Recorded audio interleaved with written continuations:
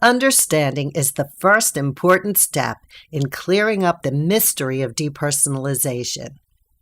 Knowledge is power, so let's begin with the true definition of depersonalization and work our way up from there. Technically, depersonalization is a feeling of detachment, unreality, or a dreamlike state or sensation.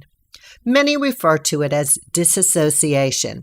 It's often difficult to describe, and although many try to do so, they often experience sheer frustration in trying to pinpoint it.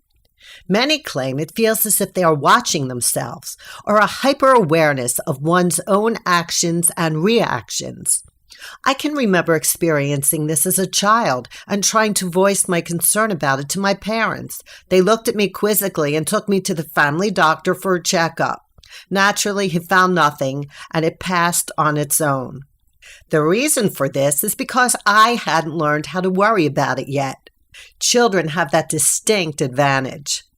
Derealization, on the other hand, is a sensation or experience where your environment appears unfamiliar, different, strange, or unusual. Many experience this when returning home from a vacation or a trip. Even after a long day trip, one often experiences this slight sense of unfamiliarity in their surroundings. We've all experienced this, but shrug it off as normal and continue on. We get lost in our own thoughts and what we're doing, in our interests. Without our attention, this strange feeling fades away. It's when we become tired and overwrought that these feelings take on a greater importance to us and shove their way into our consciousness. They begin to grow larger than life and exaggerated in nature. They become more intrusive in the presence of a tired mind, a mind less resilient and more apt to hold on to negative thoughts and feelings. Thoughts and strange sensations such as these begin to stick. They hang on longer. Much longer than they normally would. We've all experienced fleeting moments or odd sensations that roll off when we're rested and in top shape. But after prolonged worry and sensitization, which is a heightened reactive body due to lingering stress, these types of sensations, such as depersonalization or derealization, they stick like glue. They linger. They appear greater than they actually are. They become intrusive, and the individual actually believes that they are much more important than they actually are. Of course, when something is harder to shake off, just as this, one often believes that they really must be sick. They must be ill, or the doctor has missed something. Again, nothing could be further from the truth. You know, the mind has a way of producing chains of negative thoughts. This chatter, this voice of negativity and doom reminds us of our incapabilities, our fears, our worries. And of course, the longer we resist it, the longer it hangs on. Bottom line, this mode of thinking leaves the mind extremely tired, fatigued, exhausted, which keeps the door wide open for feelings of depersonalization and derealization. It's logic. It makes sense. So in truth, you've experienced this unusual sensation before in your life. We've all experienced these flash experiences. The difference is it becomes heightened, exaggerated, in lieu of the circumstances of a tired mind, and that's all. The mind has merely become more reactive, more sensitized to these events, and fear provides the fuel to continue. In essence, you've learned how to worry, and unfortunately, you're doing a very good job of it, which fuels the feelings of depersonalization and derealization, and this is what's going to change. You know, even though this is the natural course of events that took place, it's actually difficult to see when it's happening to you. You unfortunately become very caught up in this cycle of fear, worry, fear. Where the worry occurs, adrenaline is released in response to the worried thought, which produces more fear. This cycle is endless until recognized and then easily quelled. You have the power to do so, and once you make this choice to stop fueling the fear, it comes to a prompt halt. It's very important that you become aware of your mode of thinking. Just as an experiment, I'd like you to be aware of how many times during the day you are slipping into the mode of negative thinking. You'll be amazed at how often you're doing this. This awareness is a huge step for clearing the mind. This is an unproductive habit and it must be replaced by a more productive one. Just catching yourself in the beginning is the first step for healing your mind. A mind that is completely exhausted from constant negative thought. A mind that is extremely susceptible to feelings of depersonalization and derealization. And so for one full day, I would like you to be completely aware of this negative thinking. I want you to catch yourself doing this over and over again. There is a second part to this exercise, and I will go into it on the next audio. But for now, I want you to be completely aware of this habit and keep catching yourself thinking negatively. As I've said, you will be surprised at how often you do this and how much energy you spend on negative thoughts. This is the main behavior that we want to change. This will be replaced by one far more productive. Everything that you're feeling and experiencing is the result of these negative behaviors. And the good part is they can all be changed. This is not an indication of illness. It never has been. It never will be.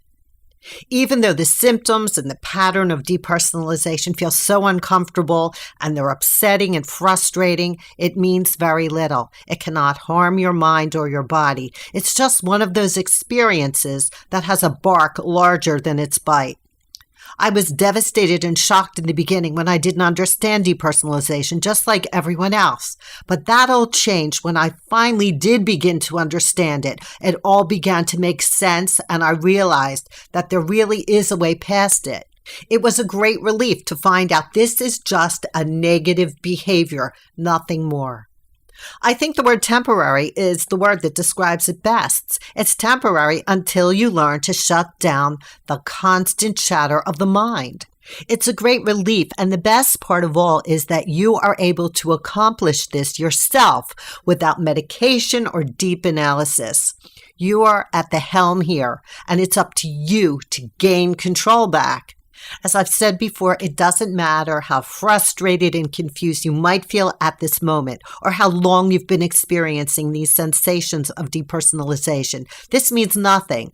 These are superficial sensations. Your mind and body are willing to cooperate when you're ready to remove the fuel which activates these sensations. The goal is to rejuvenate your tired mind caused by constant worry, fear, and overthinking everything.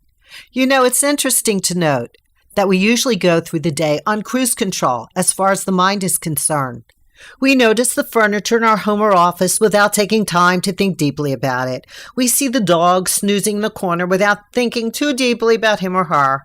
We mindlessly perform many of our duties and tasks without deeply thinking about them. So actually, we are not thinking as much as we think we are. The mind is receiving more information than it's thinking about. This is the time the mind actually rests. The difference now is you've learned to worry, to untangle the puzzle, to figure out the mystery of depersonalization, of derealization, when all it was an extremely tired mind. And of course, the more you worry about it, the more you're thinking, and the more this perpetuates the problem. This is why it's important to begin the first step of catching yourself in the mode of constant negative thinking, worry, and fear. Many people refer to depersonalization as brain fog or plain old exhaustion of the mind. It's so easy to understand how this evolved once the facts are laid out clearly, and how much easier this is to overcome once you begin practicing the exercises that we will be teaching you. It's important to note that the mind and body possess the most wonderful restorative healing powers. The problems begin when we get in our own way. So learn how to step to the side, out of your own way, and make room for the healing to occur. The mind will refresh. It will restore much sooner when you do so. This may sound simple, but it takes a little practice. The problem is that you've been doing the opposite all along, and this is the only reason why depersonalization continued. For no other reason. It never meant you were ill or something serious was going on with your mind. It's a simple case of not taking the correct path. Now you're going to shift into correct thinking, and you'll be on your way up and out of this inconvenience. And that's all it is. It's a minor inconvenience, a blip on the screen of life. That's it. You know, I often speak about two fatigues. Yes, there are two types of tiredness, and it's important not to confuse the two. One is due to a physical cause. It's the tiredness we feel after a long day's working or when we haven't slept well the night before. This tiredness passes when we catch up on our sleep and restore our mind and body. The other fatigue is due to deeper, more prolonged thought. When we become stuck on a topic, an idea, or worry, and our mind goes around in circles trying to figure it out. Many have stated that they cannot stop this habit of checking in, of thinking all the time. I clearly remember doing the same thing. This is not unusual when you're under stress. You wake up in the morning and the first thought is, how do I feel now? Is it back? Is it gone? Am I going to feel the way I did yesterday? Will this never go away? This is constant deep thinking and checking in. This is the type of thinking that absolutely exhausts the mind. It leaves no room for any other type of thought. How could anyone feel anything but fatigue, exhaustion, and extreme tiredness when thinking this way for so long? It leaves everyone wide open for feelings of depersonalization and derealization. Knowing this, understanding this is very important. This is why catching yourself in this type of thought is imperative. It's essential for recovery. This is also why so many people feel symptoms of stress-related adrenal fatigue. Worry creates adrenaline release, and the more this release, the more exhausted one feels. You feel like you're dragging in both mind and body. But doesn't this make sense? The more worried thoughts, the more adrenaline release, the more exhaustion occurs. Serotonin levels drop, and it's harder to bounce back. Extreme worry affects all parts of the mind and body, and this is why it's time to reverse this pattern. You know, many people tell me that it's really hard to concentrate when they have this, and this also makes perfect sense. Your mind is tired, it's overused. You need to slow down, reverse the process, and allow the mind to recharge itself. It's as simple as that. You know, so many people tell me how upset they are because they feel so out of it when they have depersonalization, and this also has a logical explanation. Let me give you an example that really makes sense. Worry can be so much more exhausting than physical labor. Take a look at the faces of the people sitting in a hospital waiting room. All they are doing is sitting, thinking, and worrying. They are not doing physical labor. They are not moving. They are not running back and forth. But sitting and worrying so deeply takes its toll on these people, and you can see it in their faces. It wears the mind down. It pulls down your blood sugar levels. It changes your metabolism. It truly gives the mind and body a workout. This is true mental fatigue. It's extremely tiring, much more exhausting than a day's worth of physical labor.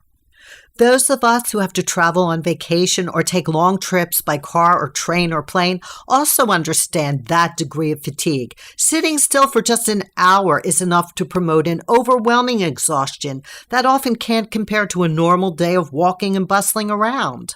You may be sitting still, but your mind is sure going a mile a minute. Remember when we were children and home from school sick? The first few days we didn't feel well, so we just slept or watched television. By the fourth or fifth day, we have all this time on our hands and begin to think, and this is how we get into trouble. Too much free time and thinking add up to a problem, especially if you have an analytical mind. Remember, the personality of most people who struggle with this are people who are highly intelligent, very creative, and very analytical. This adds up to trouble. You have to take those attributes and channel them into a much more productive path and pattern. You know, thinking too much is like studying too long. Do you remember being in school and studying all day, all night for exams the next morning? You felt exhausted after this session of study.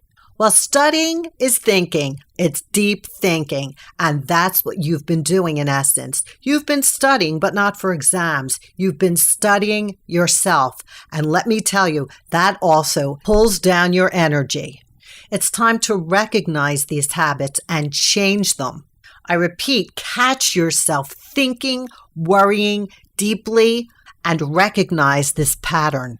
Even though the worry cycle does produce this great amount of fatigue, it's amazing how quickly the mind is able to spring back once the pressure of excess worry is removed. Once you change these behaviors and habits, the cycle of worry is actually broken by the slightest bit of backing off of this type of behavior. Once you begin making the changes that we're going to teach you to do, you're going to be astounded at how quickly the body recharges, refreshes, and rejuvenates from depersonalization. You begin feeling like your old self again, and best of all, you can prevent it from coming back again. We will show you how. And I have to reiterate, this is not an illness. Get that thought out of your head. You haven't damaged yourself. You haven't harmed yourself. You haven't ingested anything that harmed you permanently. This is a learned behavior. And to undo this, you have to replace it with a more productive behavior. And we are starting with identifying the negative thoughts. Every time you catch yourself thinking a negative thought, in essence, you embarrass the brain and it stops doing it. This is a very interesting concept. Every time you catch it scaring you with a negative thought, it's like catching a child with its hand in the cookie jar. It stops immediately because you've embarrassed it. This is the part of the brain that's called the ego, and this will think up every negative reason why you shouldn't do something or what you have to worry about or who did what to you. When you catch yourself along this line of thinking, you embarrass the brain and it stops feeding you this negativity. Try it, it works. And once you turn off this pattern, it gives the brain a chance to heal and refresh. You will see that depersonalization and derealization are stress-related from overthinking. It is a complete cycle of worry, fear, and more worry. It's not as complicated as you thought. With the right approach, it can be easily remedied. We are going to teach you how to break this habit and do it quickly. You will very soon free yourself from this fatigue, this worry, this habit of fear, and the symptoms of depersonalization and derealization will dissolve before you know it. This will free you up to live your life as someone with a clear mind and calm body. Keep catching this habit of negative, fearful, worried thought. This is just the beginning. Have a wonderful day.